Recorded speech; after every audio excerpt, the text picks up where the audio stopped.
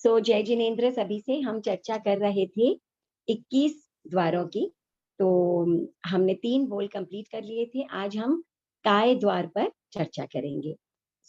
काय द्वार क्या है? हम जब 25 बोल करते थे तो 25 बोलों में जो हमारे तीसरा बोल था, तीसरा बोल, पहला बोल गति 4, दूसरा बोल जाति 5, तीसरा बोल काय 6।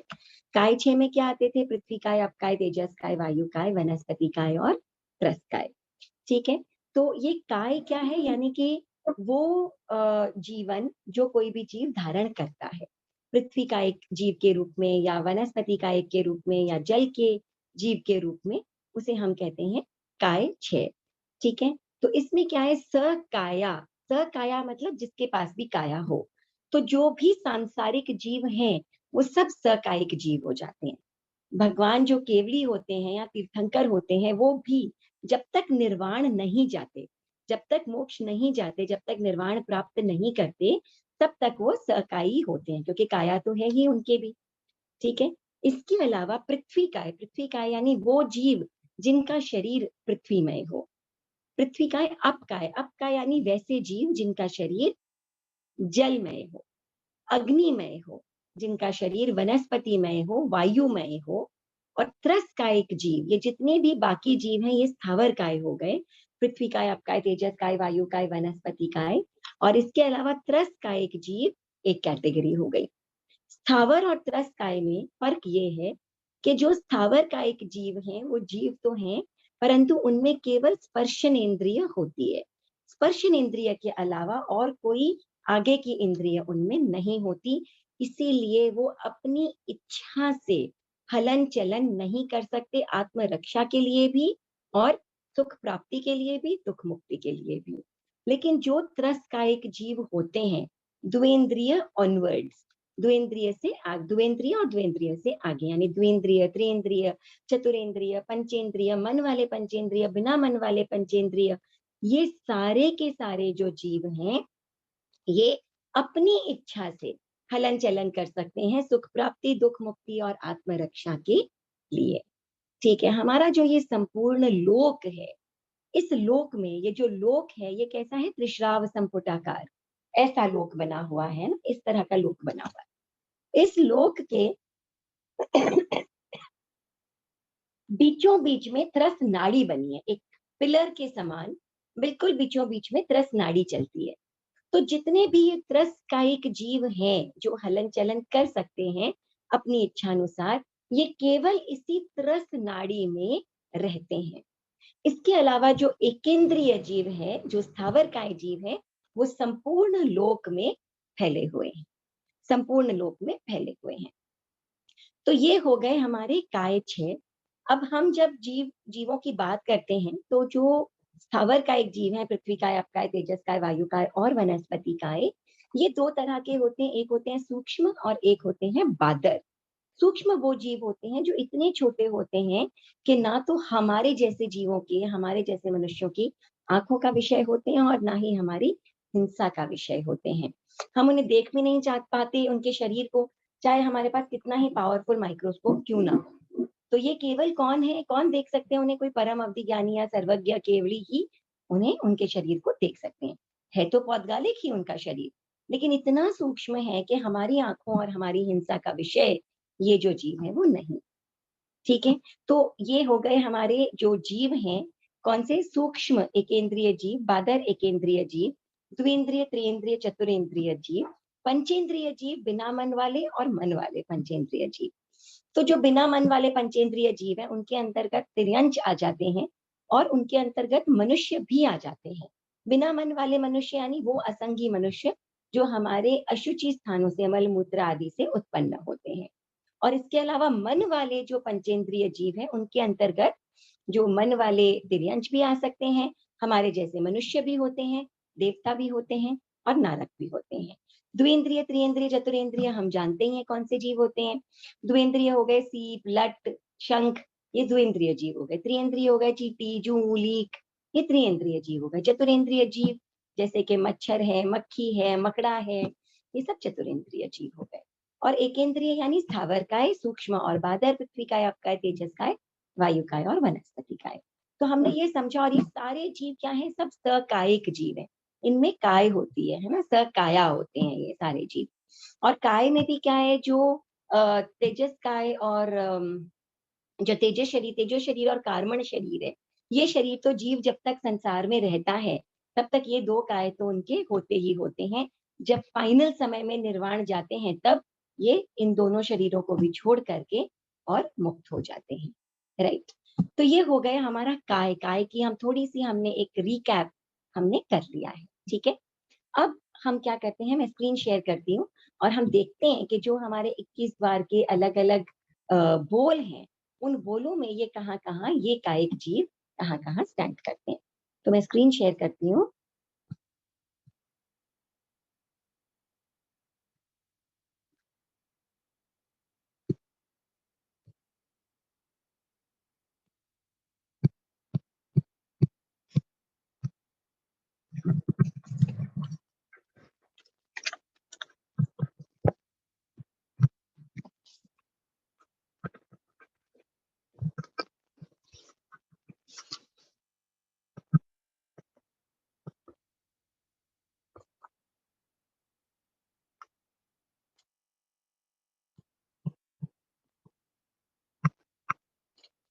ये आपको जो स्क्रीन है ये ऐसे बेटर लग रहा है या रोटेट करने से बेटर लग रहा है?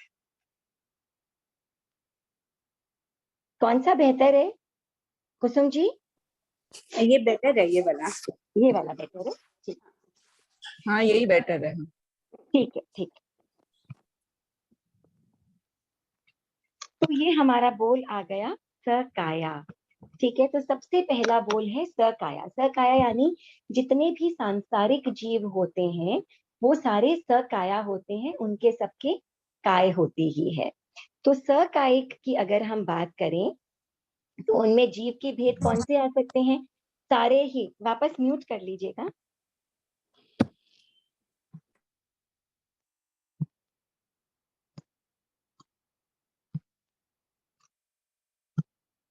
हाँ। तो जो सकायिक जीव होते हैं वो क्या है कि सारे ही सांसारिक जीव सकायिक होते हैं।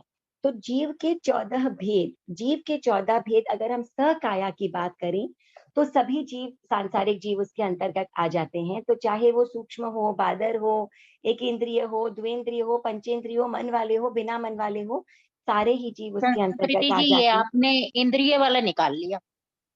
ये देखिए सबसे नीचे नीचे यहाँ पर सकाया है। हाँ सर, एक, हाँ ठीक ठीक है ना, मैं इसी की बात कर रही हूँ, सकाया की। ठीक है ना। तो है। सकाइक जीव यानी 14 के 14 जीव जो है वो इसके अंतर्गत आ जाते हैं। ठीक है। अब हम नेक्स्ट पेज में जाते हैं। तो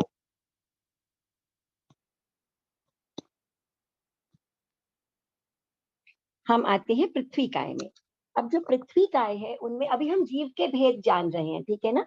जीव के भेद कितने हैं? 14 प्रकार के जीव होते हैं। कौन से?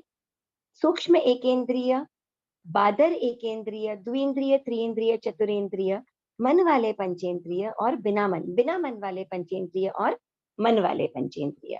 और ये 7 प्रकार के जीव जब उत्पन्न होते हैं तो पहले अपर्याप्त अवस्था में होते हैं, उसके बाद पर्याप्तियां जितनी जितनी उन्हें मिलनी होती है उस जीवन में पूर्ण करके और वो पर्याप्त हो जाते हैं। तो ये जीव के 14 भेद सकाया में सारे आ जाते हैं। पृथ्वी काय में जो है वो प्रथम 4, अप काय में प्रथम 4, तेजस काय में प्रथम 4, वायु काय में प्रथम 4 और वनस्पति काय में प्रथम 4। क्यों? क्योंकि जीव के जो 14 भेद हैं उनमें से प्रथम 4 भेद कौन से हैं? सूक्ष्म एकेंद्रिय के अपर्याप्त, पर्याप्त और बादर एकेंद्रिय का अपर्याप्त और पर्याप्त भेद, ये 4 भेद आते हैं। तो क्योंकि पृथ्वी काय, अप काय, तेजस काय, वायु काय और वनस्पति काय, ये सब जो है वो एकेंद्रीय जीव हैं, इसीलिए सूक्ष्म और बादर की अपेक्षा से, अपर्याप्त और पर्याप्त की अपेक्षा से पहले 4 भेद 14 भेदों में से इनके आ जाते हैं। इसके अलावा जो बाद के भेद हैं, द्विंद्रिय, त्रिइंद्रिय, चतुरेंद्रिय, असंगी पंचेंद्रिय और संगी पंचेंद्रिय के अपर्याप्त और पर्याप्त, वो 10 जो भेद हैं वो किसके हैं? वो त्रस्कायिक जीवों के भेद हैं। इसीलिए त्रस्काय में 10 अंतिम भेद आ जाते हैं। ठीक है, ये आया समझ में कि फर्स्ट 4 जो है वो स्थावरकाय के हैं और उसके बाद के 10 भेद जो हैं वो सब त्रस्कायिक जीवों के हैं, जो हलन चलन अपनी इच्छानुसार कर सकते हैं। तो इसीलिए पृथ्वी काय, अपकाय, तेजस काय, वायु काय, वनस्पति काय में प्रथम 4 और बाकी के जो 10 भेद हैं वो त्रस्कायिक जीवों के अंतर्गत आ जाते हैं। अकाया, अकाया यानी वो जीव जिनकी काया होती ही नहीं है। कौन से जीवों की काया नहीं होती? जो सिद्ध जीव होते हैं। सिद्ध। केवल सिद्धों के काया नहीं होती है। तो सिद्धों के क्या है? जीव का भेद कौन सा हो जाएगा? ये जीव का भेद सांसारिक जीवों के भेद की हम बात कर रहे हैं, इसीलिए जीव का भेद सिद्धों में एक भी नहीं होगा।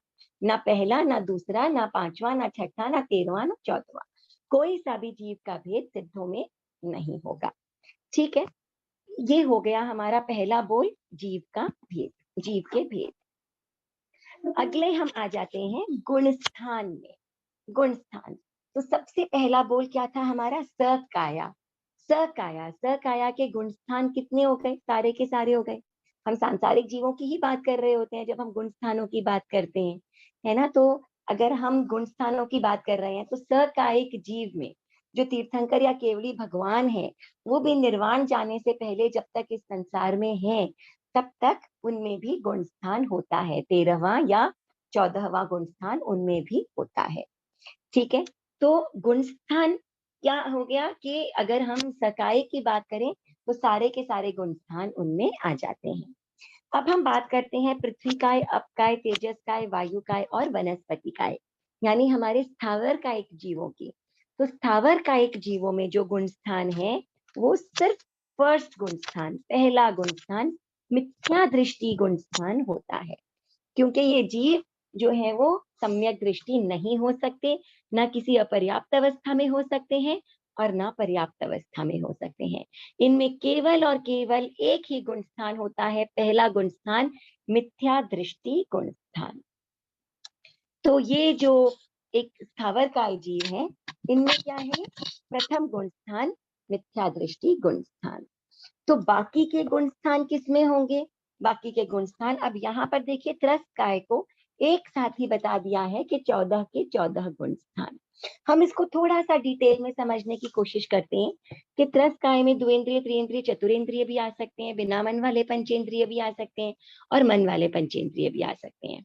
तो जितने भी हमारे विकलेंद्रिय जीव है, यानी द्विंद्रिय, त्रिइंद्रिय, चतुरिंद्रिय और बिना मन वाले पंचेंद्रिय जीव जो हैं, इनके अपर्याप्त अवस्था में सास्वादन सम्यक्त्व, अगर वो गिरती हुई अवस्था में उनकी मृत्यु हो जाती है और नए जन्म में वो आ जाते हैं, तो उस समय अपर्याप्त अवस्था में उनमें सम्यक्त्व का स्वाद मात्र बाकी रह सकता है, इसीलिए उनमें सास्वादन सम्यक्त्व हो सकती है।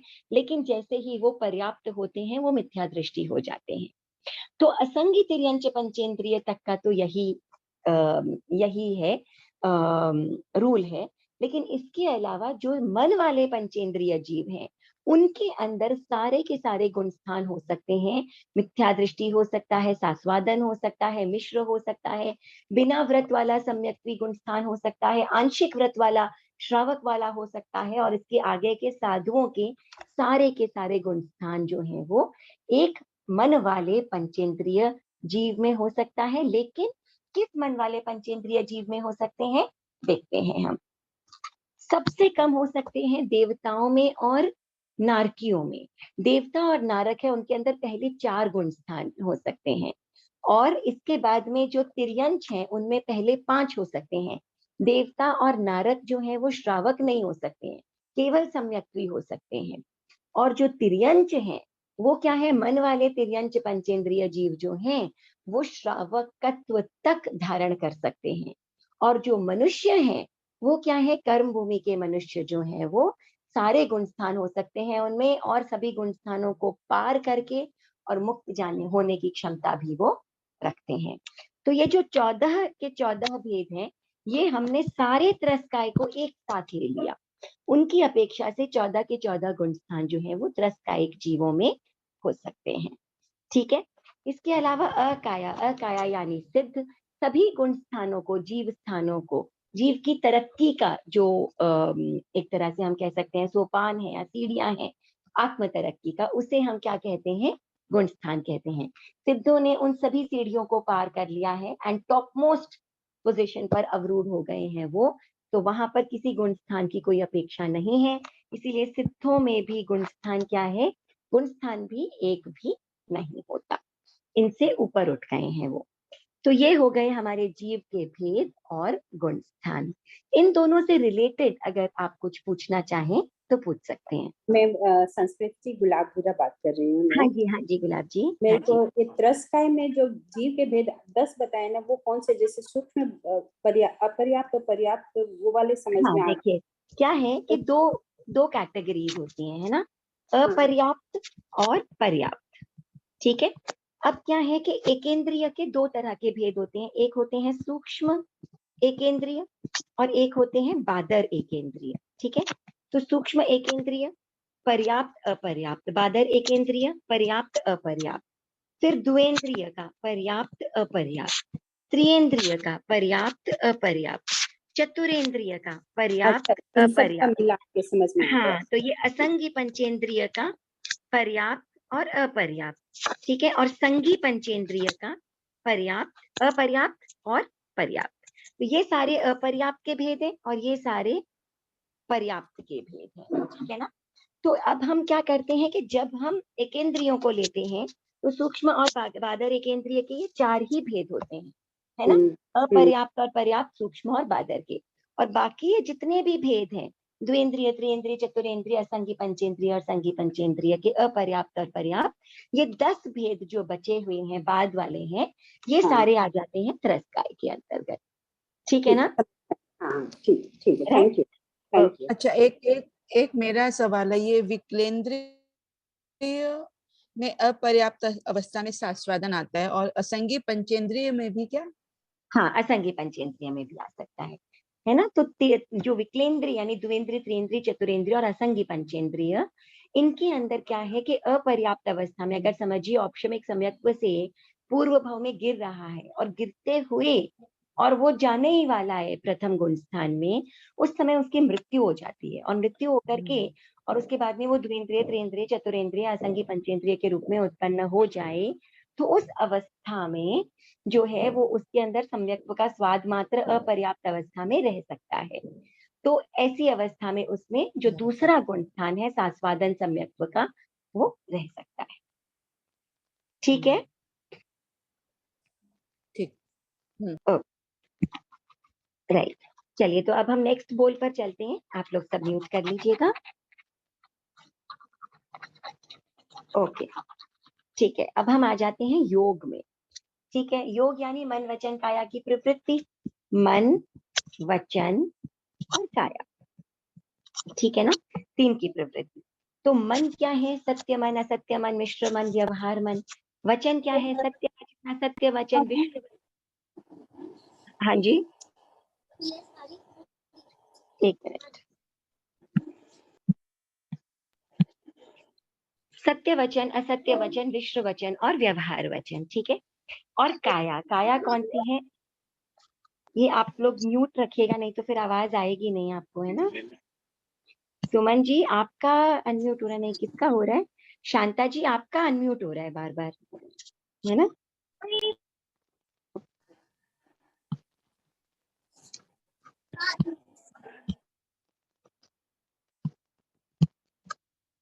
राइट। सो अब क्या है, काय कौन सी हो गई, काय हो गए औदारिक, औदारिक मिश्र, वैक्रिय, वैक्रिय मिश्र, आहरक, आहरक मिश्र और कार्मण काय योग। तो 7 काय योग हो गए हमारे। ठीक है। अब हम जब बात करते हैं पृथ्वी काय, अप काय, तेजस काय और वनस्पति काय की, तो इनमें अगर हम देखें तो 3 ही योग होते हैं, औदारिक, औदारिक मिश्र और कार्बन, औदारिक, औदारिक मिश्र और कार्बन, औदारिक, औदारिक मिश्र और कार्बन, औदारिक, औदारिक मिश्र और कार्बन।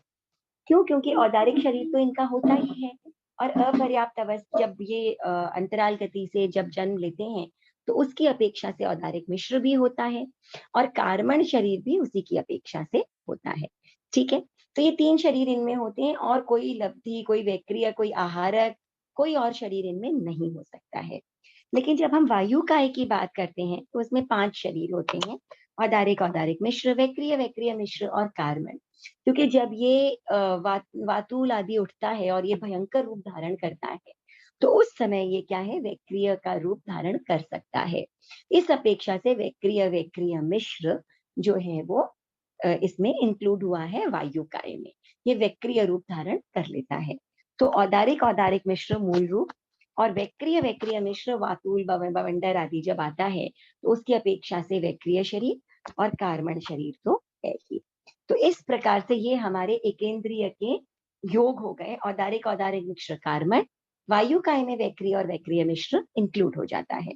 अगर हम त्रस काय की बात करें तो त्रस काय में योग 15 के 15 हो सकते हैं, क्योंकि उनमें त्रस कायिक जीवों में क्या है, मन वाले जीव भी हैं, बिना मन वाले जीव भी हैं, सभी को एक साथ ले लिया है हमने त्रस कायिक जीवों में। इसीलिए मन के भी सारे भेद हैं, वचन के भी सारे भेद हैं और शरीर के भी सारे भेद हैं।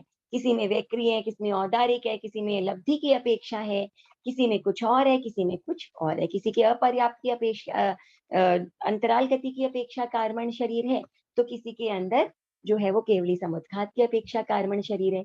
पर हमने सारे त्रस्कायिक जीवों को एक साथ ले लिया है, इसीलिए योग टोटल 15 के 15 योग इनमें हो सकते हैं। राइट। अकाया यानी सिद्ध, सिद्ध जब जीव होते हैं, निर्वाण जब प्राप्त करते हैं, तो 14वां गुण स्थान जो होता है वो अयोगी होता है। इसीलिए सिद्धों में कोई भी योग नहीं होता है। 14वां गुण स्थान अयोगी गुण स्थान, अयोगी गुण स्थान होता है, इसीलिए उसमें मन वचन काया की प्रवृत्ति समाप्त हो जाती है और उसके बाद में जीव जो है वो मुक्त हो जाता है। तो सिद्धों में कोई भी योग नहीं होता, सिद्धों में कोई भी गुण स्थान भी नहीं होता, सिद्धों में कोई जीव का भेद भी नहीं होता। राइट। इसके बाद हम आ जाते हैं उपयोग में। उपयोग यानी 5 ज्ञान, 3 अज्ञान और 4 दर्शन, मति ज्ञान, श्रुत ज्ञान, अवधि ज्ञान, मन पर्यव ज्ञान और केवल ज्ञान। 3 अज्ञान, मति अज्ञान, श्रुत अज्ञान, विभंग ज्ञान और 4 दर्शन, चक्षु दर्शन, अचक्षु दर्शन, अवधि दर्शन और केवल दर्शन। अब इनमें से आप देखिए जो मिथ्या दृष्टि जीव हैं, उनमें ज्ञान का तो कोई काम ही नहीं है ना। और हमने अभी अभी चर्चा की कि ये जितने भी स्थावर काय हैं ये सब मिथ्या दृष्टि है। तो इनमें अज्ञान होगा, कौन सा अज्ञान होगा, मति अज्ञान और श्रुत अज्ञान। और इसके अलावा तो मति अज्ञान, श्रुत अज्ञान एक मिनिमम चीज है कि अगर जीव का वर्चस्व है तो मति अज्ञान, श्रुत अज्ञान और अचक्षु दर्शन, ये 3 जो उपयोग हैं ये सभी जीवों में मिनिमम होंगे ही होंगे।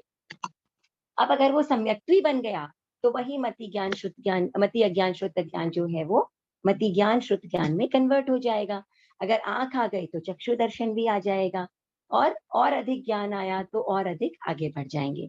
लेकिन छोटी से छोटी चीज, सबसे मिनिमम जीव में भी, अव्यवहार राशि के जीवों में भी ये जो मति अज्ञान, श्रुत ज्ञान और अचक्षु दर्शन है, अचक्षु दर्शन यानी स्पर्शनेन्द्रिय है उनमें, तो स्पर्श का दर्शन उनमें डेफिनेटली है ही है। तो ये जो 3 है ये डेफिनेटली उनमें होते ही हैं। तो पृथ्वी काय, अप काय, तेजस काय, वायु काय और वनस्पति काय, इन सब में जो है वो उपयोग कौन से हो गए, मति अज्ञान, श्रुत अज्ञान और अचक्षु दर्शन। तो बाकी के उपयोग किसमें होंगे, त्रस्कायिक जीवों में। कोई मिथ्या दृष्टि हो सकता है तो उसमें अज्ञान हो सकते हैं, कोई सम्यक दृष्टि है तो उसमें ज्ञान हो सकते हैं, दर्शन हो सकता है, कोई केवली है तो उसमें केवल ज्ञान, केवल दर्शन हो सकता है, कोई देवता है तो उसमें अवधि ज्ञान या विभंग ज्ञान हो सकता है, अवधि दर्शन हो सकता है, नारकी में भी हो सकता है, कोई लब्धिधारी है तो उसके अंदर पर्यव ज्ञान भी हो सकता है। तो इस प्रकार ये सारे के सारे किसके अंतर्गत आ जाते हैं, त्रस्कायिक जीवों के अंतर्गत। तो त्रस्काय में उपयोग पूरे 12 के 12 आ जाते हैं। और जब हम जाते हैं सिद्धों की तरफ, तो जो सिद्ध होते हैं उनमें 4 उपयोग होते हैं। कौन से 4 उपयोग होते हैं उनके अंदर, उनमें उनमें कौन से आ जाते हैं हमारे पास में, आप देखिए, केवल ज्ञान, सॉरी 4 उपयोग नहीं आते हैं, केवल ज्ञान और केवल, मैंने 4 आत्मा के हिसाब से बोल दिया, सॉरी, केवल दर्शन। ठीक है, केवल ज्ञान, केवल दर्शन, ये 2 उपयोग जो है वो सिद्धों में होते हैं। ठीक है, केवल ज्ञान और केवल दर्शन, केवल ज्ञान केवल दर्शन, दो उपयोग सिद्धों में होते हैं, बाकी बाकी सब ज्ञान और दर्शन से वो ऊपर उठ जाते हैं। तो सिद्धों में भी और केवलियों में भी यही दो जो है वो ज्ञान और दर्शन, यही दो उपयोग होते हैं, केवल ज्ञान और केवल दर्शन। ठीक है, अब योग और उपयोग से कनेक्टेड कोई चीज आपको पूछनी हो तो आप पूछ सकते हैं। इसमें तो ब्लैंक ही दिया है, तो दो अपने को ही लिखना होगा ना। हाँ, दो हम लिख लेते हैं कि जो सिद्ध होते हैं उनमें सिद्धों दो का उपयोग होते हैं, केवल ज्ञान और केवल दर्शन। ठीक है ना, तो ये आप सब में लगा लीजिए हाँ। कि भी जीव के भाई कुछ भी नहीं, गुण स्थान कुछ भी नहीं, योग जो है वो कुछ भी नहीं, लेकिन उपयोग जो है वो दो होते हैं। ठीक है, केवल ज्ञान और केवल दर्शन। राइट,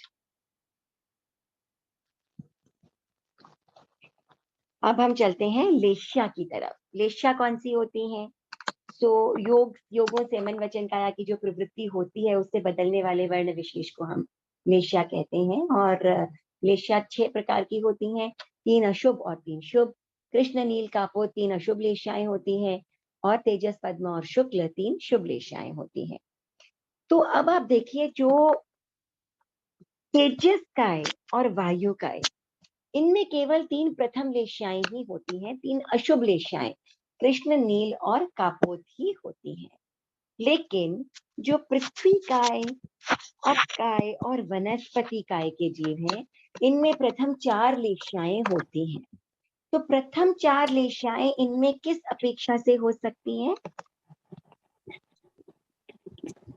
देव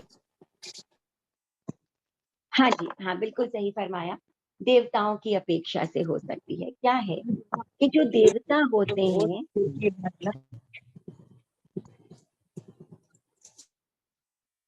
आप लोग म्यूट ही रहिए, नहीं तो मुझे बार बार उसमें जाके म्यूट करना पड़ रहा है।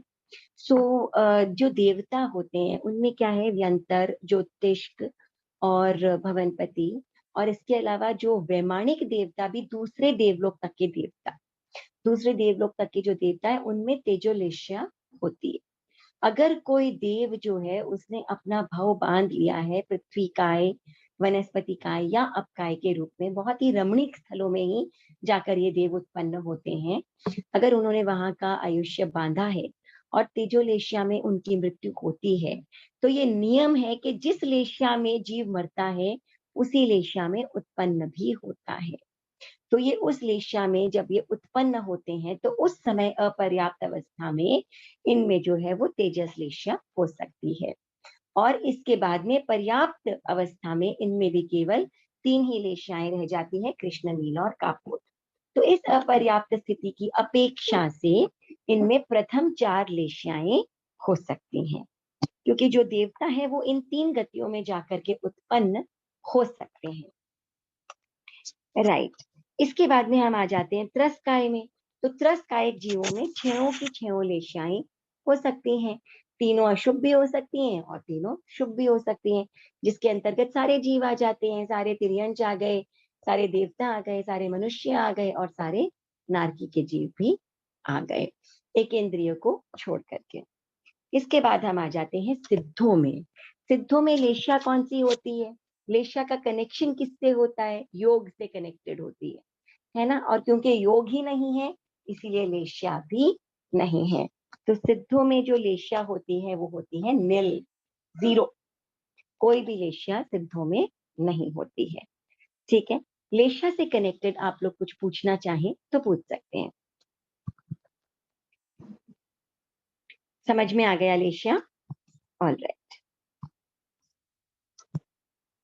हम आगे बढ़ते हैं भाव। ठीक है, अब यहाँ पर ये थोड़ा सा नया वो शुरू हो गया, यहाँ पर बना देती हूँ। ये पृथ्वी काय, अपकाय, तेजस काय, वायु काय, वनस्पति काय, त्रस्त काय और सिद्धों में। ठीक है, सकायिक जो है वो तो हम सारे ही सभी कुछ ले लेंगे उसमें, क्योंकि सारे ही जीव आ जाते हैं। अब हम पृथ्वी काय, अपकाय, तेजस काय, वायु काय, वनस्पति काय, त्रस्त काय और सिद्धों की चर्चा करते हैं।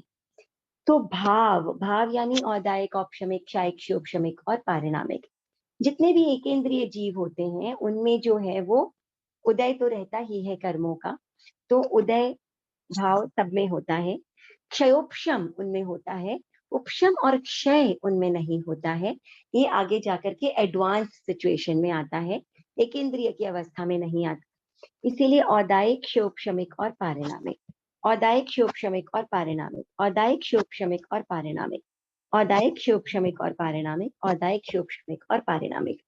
इनमें ना औपशमिक कोई सम्यक्त्व ही नहीं होता, इसीलिए ना तो सम्यक्त्व की अपेक्षा और ना क्षय की अपेक्षा से, दोनों ही अपेक्षा से इनके अंदर क्षयिक और औपशमिक भाव नहीं हो सकता है।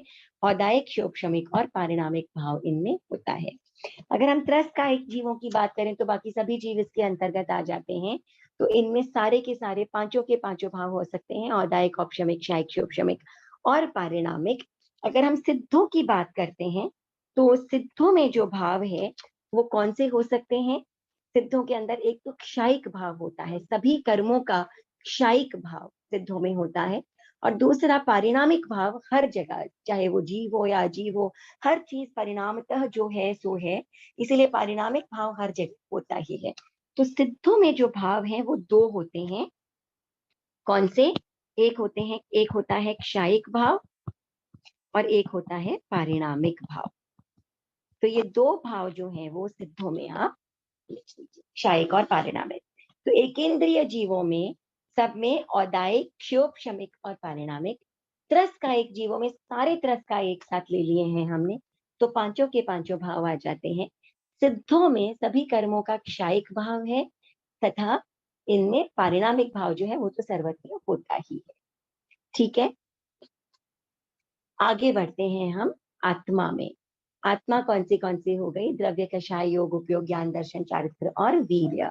इनमें से जो द्रव्य आत्मा है वो जो मूल आत्म द्रव्य, उस आत्मा का जो नाम है वो द्रव्य आत्मा है। बाकी आत्मा के जैसे जैसे स्वरूप होते हैं, जब कषाय वाली आत्मा हो गई तो कषाय आत्मा, जब चरित्र आत्मा हो गई तो चरित्र आत्मा, जब ज्ञानमय आत्मा हो गई तो ज्ञान आत्मा। इस प्रकार से अलग अलग 7 तरीके से हमने आत्मा को, उस द्रव्य आत्मा को विश्लेषित किया है।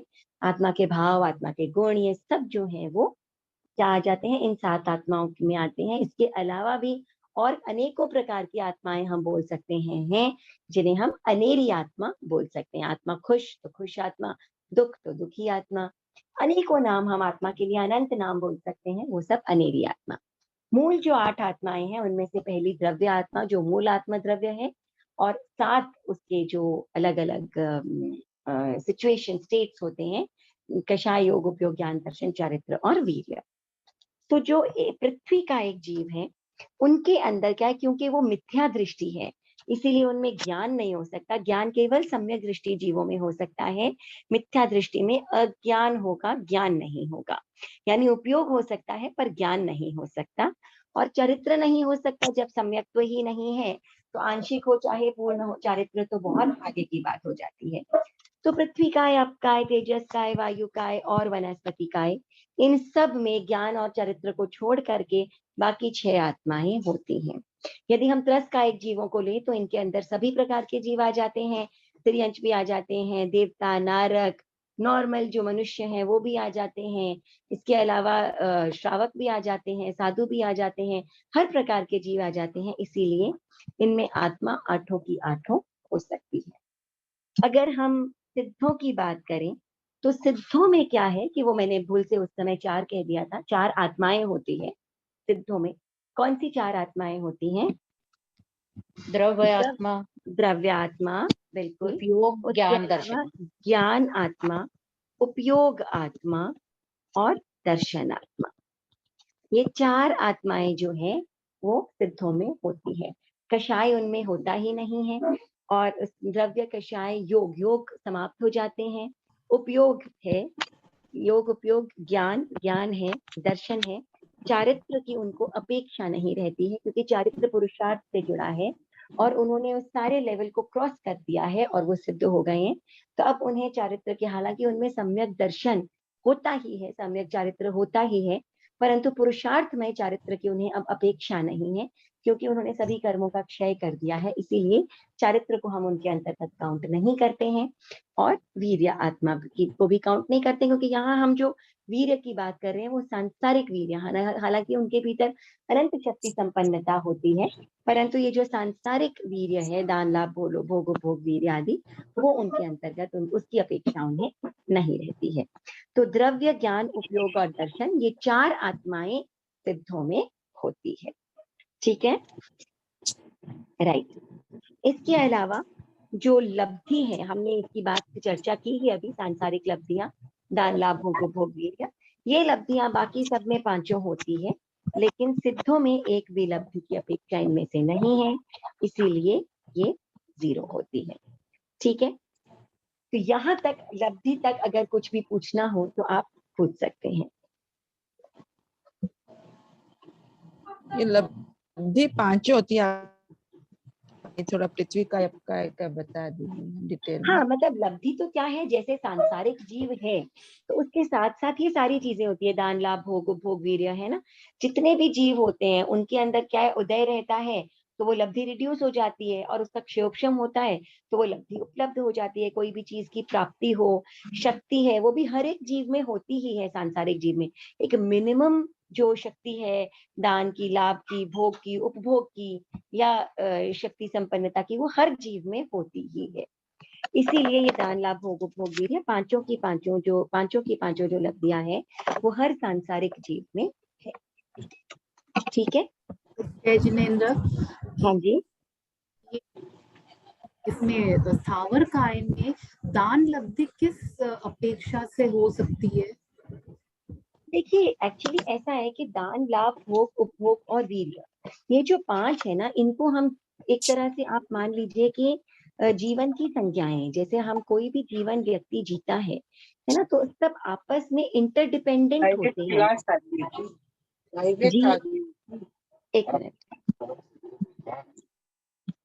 जीव जो है वो इंटरडिपेंडेंट होते हैं, है ना। तो कभी कभी क्या होता है कि आप इन मेनी वेज वो आपके लिए यूजफुल हो जाते हैं। जैसे कि आप समझिए वनस्पति काय है ना, तो वनस्पति काय भी एक तरह से आपको ऑक्सीजन दे रहा है ना। हो सकता है वो इच्छा अनिच्छा से जैसे भी हो, मगर आपको उससे, तो जितने भी जीव हैं वो सब इंटरडिपेंडेंट होते हैं। तो दान की लब्धि जो होती है वो उनके अंतर्गत एकेंद्रीय जीवों में भी होती है, सब एक दूसरे के ऊपर इंटरडिपेंडेंट होते हैं। इसीलिए दान लाभ भोग उपभोग वीर्य, एक तरह से जो संसार चलता है वो इन्हीं लब्धियों के ऊपर चलता है, इंटरडिपेंडेंसी पर चलता है ना। ये उसके ऊपर निर्भर, वो इसके ऊपर निर्भर। तो दान लाभ भोग उपभोग वीर्य की जो लब्धि होती है वो सभी जीवों में होती है। ठीक है, बाय डिफॉल्ट जैसे ऑक्सीजन मिल रहा है हाँ, बाय वनस्पति से, डिफॉल्ट तो जैसे वो ऑक्सीजन, एक तरह से दान हो जाएगा क्या वनस्पति मतलब दान इंटरडिपेंडेंसी, हम उसे दान नहीं कहें, आप एकदम उस शाब्दिक अर्थ दान पर मत जाइए, आप इंटरडिपेंडेंसी वर्ड को समझिए, है ना। तो इसमें क्या होता है कि ऑटोमेटिकली जो है ये गिव एंड टेक का जो रिलेशनशिप है ना, ये सभी जीवों का आपस में होता ही है, कभी चाहते हुए और कभी ना चाहते हुए भी। पर ये पूरा जो सिस्टम चल रहा है संसार का, ये इसी पर चल रहा है, दान लाभ भोग उपभोग वीर्य, लाभ अलाभ पर, दान अदान पर, इसी के ऊपर ये पूरा सिस्टम चल रहा है। और सभी जीव, सांसारिक जीव इसका हिस्सा है, तो वो दान लाभ भोग उपभोग वीर्य का हिस्सा, एक्सक्यूज मी, और ऑटोमेटिकली है। तो सिद्धों में कितनी होती है लब्धि? सिद्धों में एक भी नहीं होती है, क्योंकि ऐसी सांसारिक लब्धियों की अपेक्षा सिद्धों को नहीं होती है, इसलिए यहाँ पर हमने क्रॉस लगा दी। हाँ, सिद्धों में अनंत शक्ति संपन्नता होती है, लेकिन वो अनंत शक्ति संपन्नता अंतराय कर्म के क्षय से उत्पन्न होती है। ये जो हम 5 लब्धियों की बात कर रहे हैं, दान लाभ भोग उपभोग वीर्य, इसकी कोई अपेक्षा उन्हें नहीं होती है। ठीक है ना, ये सांसारिक जीवों का एक लिविंग सिस्टम है, जिसके कारण ये 5 लब्धियां सबको उपलब्ध होती हैं। ठीक है, राइट। अब हम आगे चलते हैं वीर्य में। वीर्य का मतलब क्या हो गया? वीर्य का मतलब पुरुषार्थ। वीर्य का मतलब पुरुषार्थ। अब पुरुषार्थ कैसा हो सकता है? या तो जीव व्रतों के साथ पुरुषार्थ जुड़ा हुआ है ना। आदमी कितना ज्यादा दृढ़ हो जाता है, अंदर से किसी चीज को छोड़ देता है, आत्मा से विलग कर लेता है, अपनी आत्मा को विलग कर लेता है पापकारी वृत्तियों से। तो जो अव्रती है वो बाल वीर्य, जो आंशिक व्रती है वो बाल पंडित वीर्य, और जो पूर्ण व्रती है वो पंडित वीर्य। तो जो एकेंद्रीय जीव हैं वो सारे के सारे एकेंद्रीय जीव जो है मिथ्या दृष्टि होते हैं, इसीलिए उनमें सब में बाल वीर्य ही होता है। बाल वीर्य यानी अव्रति। 10 कायिक जीवों के अंतर्गत सभी आ जाते हैं, मिथ्या दृष्टि भी, सम्यक दृष्टि भी, श्रावक भी और साधु भी।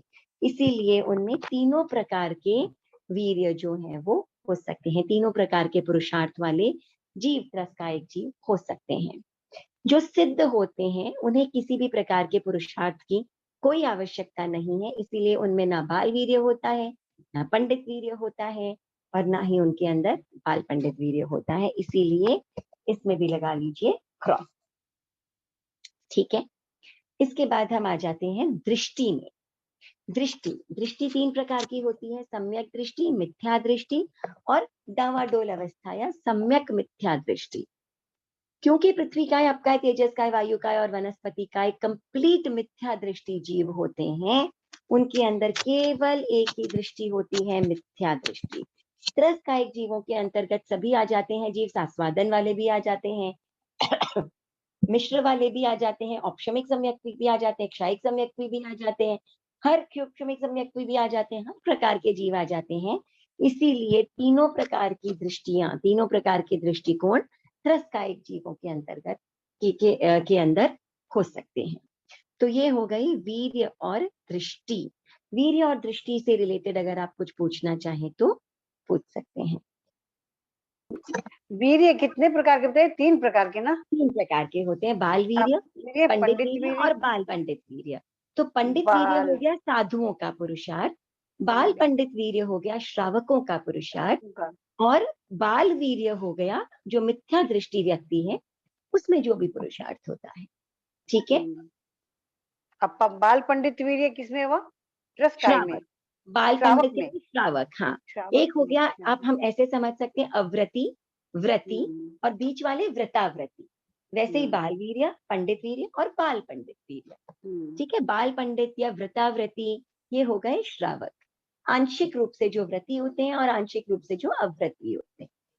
ठीक है, सिद्धों में सम्यक दृष्टि होती हो, ये नहीं होता। हाँ, सिद्धों में सम्यक दृष्टि होती है, सम्यक चारित्र भी होता है, परंतु पुरुषार्थ की अब उन्हें कोई अपेक्षा नहीं रह जाती है, इसीलिए हम उनके अंदर जो है वो इनमें से किसी भी व्रतों की उन्हें कोई अपेक्षा नहीं रह जाती, इसीलिए हम उनमें किसी भी प्रकार के वीर की काउंटिंग नहीं करते। ठीक है, चलिए तो अब हम आगे बढ़ते हैं। नेक्स्ट आ जाते हैं हम भवी अभवी में। ठीक है, दृष्टि हो गई भवी अभवी। भवी वो जीव होते हैं जिनमें मोक्ष जाने की क्षमता होती है, और अभवी वो होते हैं जिनमें मोक्ष जाने की क्षमता नहीं होती। ये बाय नेचर, बाय कॉम्पोजिशन ऐसे ही होते हैं, इसका कोई रीजन, कोई कारण नहीं होता। ऐसा जरूरी नहीं है कि जो भवी जीव हैं वो मोक्ष जाएंगे ही, उनमें कैपेसिटी होती है, क्षमता होती है, लेकिन उनमें से भी मैक्सिमम जीव मोक्ष नहीं जाते हैं। तो एक पत्थर है, हर पत्थर में आप मानिए भरा पड़ा है ये लोग पत्थरों से, पत्थर में तराशे जाने की क्षमता होती है, परंतु 99% पत्थर ऐसे ही पड़े रहते हैं, वो कौन से तराशे जाते हैं और उनसे मूर्तियां बनाई जाती है। तो भवी और अभवी में फर्क ये होता है कि अभवी जीवों में मोक्ष जाने की क्षमता भी नहीं होती, इच्छा भी नहीं होती। भवी जीव जो होते हैं उनमें मोक्ष जाने की क्षमता जरूर होती है, लेकिन उनमें से भी कोई जरूरी नहीं है कि जीव मोक्ष जाए ही, मैक्सिमम जीव उनमें से भी मोक्ष नहीं जाते, इसीलिए लोग कभी भी भवी और अभवी जीवों से खाली नहीं होगा। ठीक है, तो अब जो पृथ्वी का एक जीव है, जिस समय वो पृथ्वी का एक जीव है उस समय वो भवी भी हो सकते हैं, अभवी भी हो सकते हैं। मतलब भवी जीव भी पृथ्वी का एक बन सकता है, अभवी जीव भी पृथ्वी का एक जीव बन सकता है, भवी जीव भी वनस्पति का एक जीव बन सकता है, भवी जीव जो है वो त्रस का एक जीव भी बन सकता है, अभवी जीव भी त्रस का एक जीव बन सकता है। एक सेकेंड,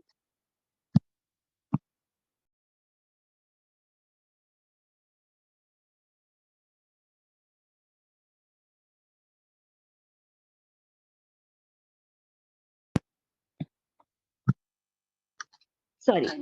तो अब क्या हुआ कि हम पृथ्वी काय, अपकाय, तेजस काय, वायु काय, वनस्पति काय हो चाहे त्रस काय हो, किसी भी अवस्था में जब जीव है, वो भवी जीव भी हो सकता है वो अभवी जीव भी हो। दोनों ही प्रकार के जीव इन सभी कायों में जन्म ले सकते हैं। तो सभी में भवी अभवी ये बोल दोनों ही आ जाते हैं। जो सिद्ध है वो ना भवी है ना अभवी है, वो सारे भवी अभवी वाले स्टेट को तोड़ करके, वैसे जब वो जीवित थे, जब वो संसार में थे, उस समय वो भवी जीव ही थे, लेकिन अब मुक्त हो गए हैं, अब वो ना भवी है ना वो अभवी। ठीक है। लेकिन जो सिद्ध होते हैं उनमें दृष्टि कौन होती है? सम्यक दृष्टि। ठीक है। वीर्य एक भी नहीं, लब्धि एक भी नहीं, सांसारिक, आत्मा 4। ठीक है। नेक्स्ट हम आ जाते हैं दंडक में। दंडक 24। अब कौन से दंडक हो गए हमारे? 24 प्रकार के दंडक में पहला दंडक 7 नारकियों का, उसके बाद 10 दंडक 10 भवनपति देवताओं का, असुर कुमार, नाग कुमार, सुपर्ण कुमार, विद्युत कुमार, अग्नि कुमार, दीप कुमार, उदति कुमार, दिक कुमार, वायु कुमार और तनित कुमार। उसके बाद 5 स्थावर कायों का जो दंडक है वो आ जाता है, पृथ्वी काय, अपकाय, तेजस काय, वायु काय, वनस्पति काय, 12 से लेकर 16 तक। और उसके बाद में आ जाते हैं 3 विकलेंद्रियों के दंडक, द्विंद्रिय, त्रिंद्रिय, चतुरेंद्रिय, 17, 18, 19। 20वां दंडक पंचेंद्रिय तिर्यंचों का, 21वां दंडक मनुष्यों का, और 22वां, 23वां और 24वां दंडक व्यंतर, ज्योतिष और वैमानिक देवताओं का दंडक। तो ये 24 दंडक वो लाइफ्स होती हैं जहां पर उत्पन्न होकर के और जीव जो है अपने किए हुए कर्मों का दंड भोगते हैं। तो पृथ्वी काय का जो है वो 12वां दंडक, 13वां, 14वां, 15वां और 16वां दंडक वनस्पति काय का। इसके अलावा जो त्रस्त काय के दंडक हैं, नारकियों का दंडक जो है पहला दंडक, ये भी त्रस्त काय के अंतर्गत आता है। 10 भवनपति देवताओं का दंडक भी त्रस्त काय के अंतर्गत आता है। द्विंद्रिय, त्रिंद्रिय, चतुरेंद्रिय का दंडक भी त्रस्त काय के अंतर्गत आता है। पंचेंद्रियों का, चाहे वो मनुष्य हो, तिर्यंच हो या बचे हुए 3 प्रकार के देवता व्यंतर, ज्योतिष, वैमानिक हो, वो भी त्रस्त काय के अंतर्गत ही आते हैं। इसीलिए 1, 2, 3, 4, 5, इन 5 को छोड़ करके बाकी टोटल दंडक 19 के 19 दंडक जो है वो त्रस्त काय के अंतर्गत आते हैं, इन 5 स्थावर कायों को छोड़ करके। यानी पहला, दूसरा, तीसरा, चौथा, 5वां, 6ठा, 7वां, 8वां, 9वां, 10वां, 11वां, फिर 12 से लेकर 16 छोड़ देते हैं, 17वां, 18वां, 19वां, 20वां, 21वां, 22वां, 23वां और 24वां। ये 19 दंडक 12 से 16 को छोड़ करके टोटल जो है वो त्रस्त काय के अंतर्गत आ जाते हैं।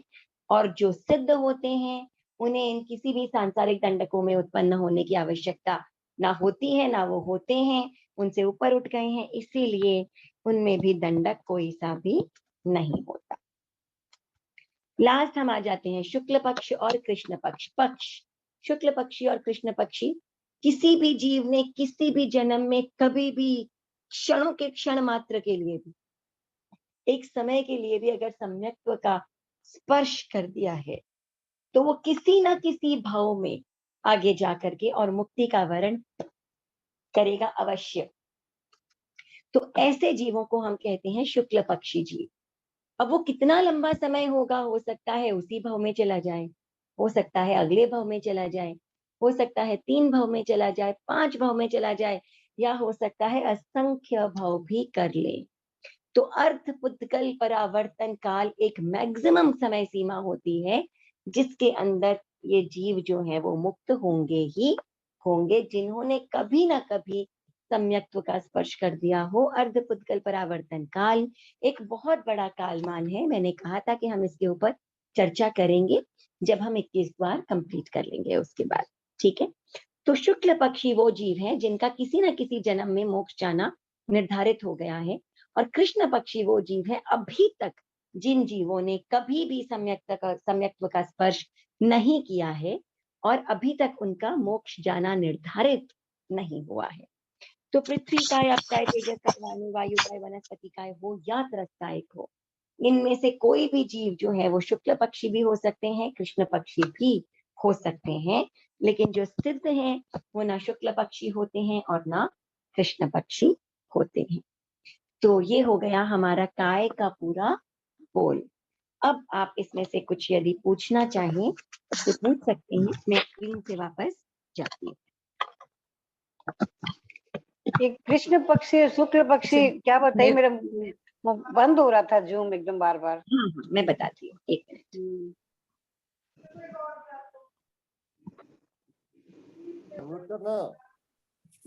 ठीक है, तो हम बात कर रहे थे शुक्ल पक्षी पर। एक कर देते हैं।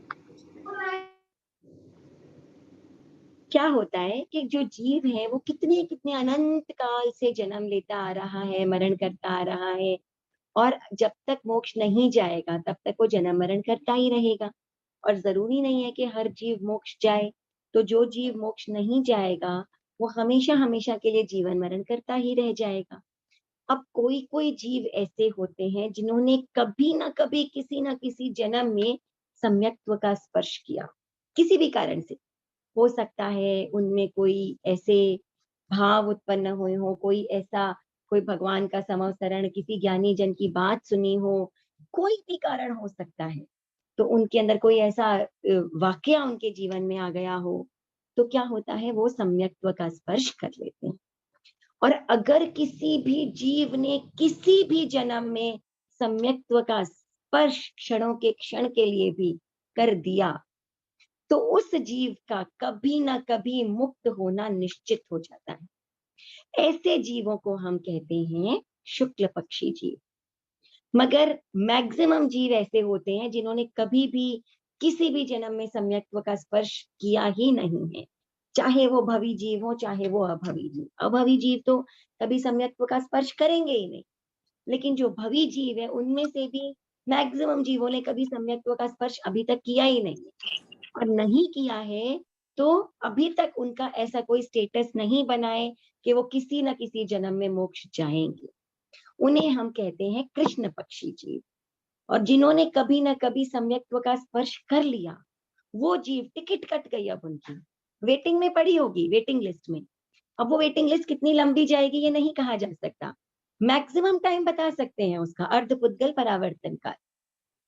लेकिन उस अर्धपुद्गल परावर्तन काल के अंदर, चाहे वो एक भव हो, एक क्षण हो, या अनेकों भव हो, असंख्य भव हो, है ना, उतने समय के लिए भी जीव इस संसार में रह सकता है। मगर टिकट जरूर कटी है, वो किसी न किसी भाव में मोक्ष जाएगा अवश्य, अर्धपुद्गल परावर्तन काल के भीतर भीतर, अंदर अंदर। ऐसे जीवों को शुक्ल पक्षी कहते हैं। और अब समझिए, आपने सम्यक्त्व का स्पर्श किया, इस भाव में तो मुक्त नहीं हो सकते, इस भाव में तो मुक्त होना संभव नहीं है, क्योंकि हम भरत क्षेत्र के 5वें आरे में हैं। लेकिन अगर किसी न किसी भाव में हम मोक्ष जा सकें, क्यों, क्योंकि इस भाव में हमने सम्यक्त्व का स्पर्श कर लिया, तो हम क्या हो गए, शुक्ल पक्षी हो गए। और अगर नहीं कर पाए, हम कृष्ण पक्षी ही रह गए। हो सकता है इस समय सम्यक्त्व ना हो, लेकिन पूर्व किसी भाव में कभी ना कभी सम्यक्त्व का स्पर्श किया हो, है ना। या हो सकता है 2 साल पहले सम्यक्त्व का स्पर्श किया, आज ऐसी हालत है कि धर्म पर से विश्वास उठ गया, या जो सत्य है उसको पहचानने में अक्षमता हो रही है, तो इस समय मिथ्यात्व, लेकिन फिर भी हम शुक्ल पक्षी हैं। मिथ्या दृष्टि होते हुए भी शुक्ल पक्षी हैं। क्यों, क्योंकि कभी ना कभी सम्यक्त्व का स्पर्श किया है। तो किसी भी जीव ने कभी भी किसी भी जन्म में सम्यक्त्व को स्पर्श कर दिया, तो वो क्या हो जाता है, शुक्ल पक्षी। और कभी नहीं किया, आज तक कभी स्वाद ही नहीं चखा सम्यक्त्व का, ऐसा जीव कृष्ण पक्षी। और जिसने स्वाद चख लिया वो निश्चित ही मोक्ष जाएगा। तो सबसे सम्यक्त्व एक एक क्षण के लिए आ सकता है क्या? हाँ बिल्कुल आ सकता है। और ये टिकता भी है क्या? हाँ टिकता भी है। अगर क्षणिक सम्यक्त्व आ जाए तो फिर कभी जाती ही नहीं।